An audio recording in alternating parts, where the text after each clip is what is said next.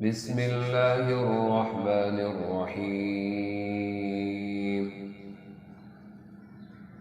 يسبح لله ما في السماوات وما في الأرض الملك القدوس العزيز الحكيم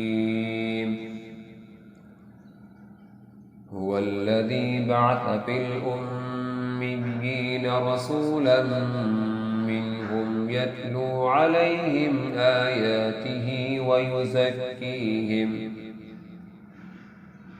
يتلو عليهم آياته ويزكيهم ويعلمهم الكتاب والحكمة وإن كانوا من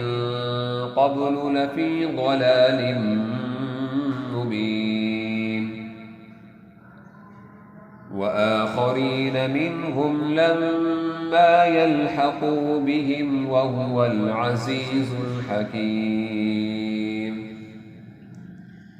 ذلك فضل الله يؤتيه من يشاء والله ذو الفضل العظيم مثل الذين حملوا التوراة ثم لم يحملوها كمثل الحمار يحمل أسفارا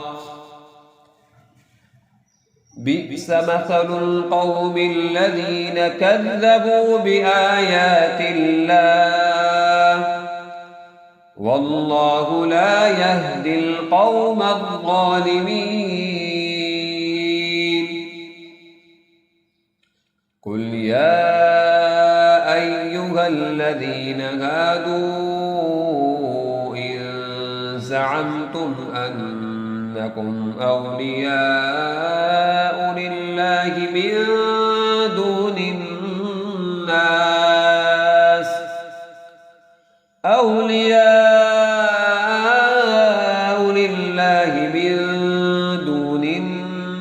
فتمنوا الموت إن كنتم صادقين ولا يتمنونه أبدا بما قدمت أيديهم والله عليم بالظالمين قل إن الموت الذي تفرون منه فإنه ملاقيكم ثم تردون إلى عالم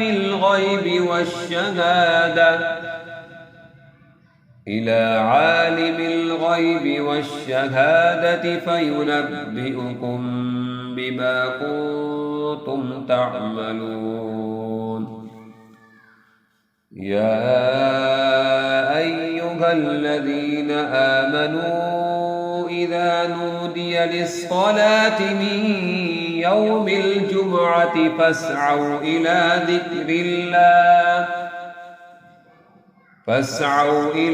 ذكر الله وذروا البيع ذلكم خير لكم إن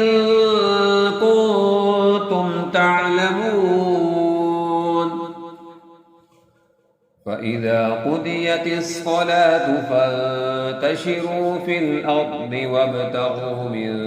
فضل الله واذكروا الله كثيرا لعلكم تفلحون وإذا رأوا تجارة أو لهوا انفضوا إليها وتركوك قائما قل ما عند الله خير من اللهو ومن التجارة والله خير الرازقين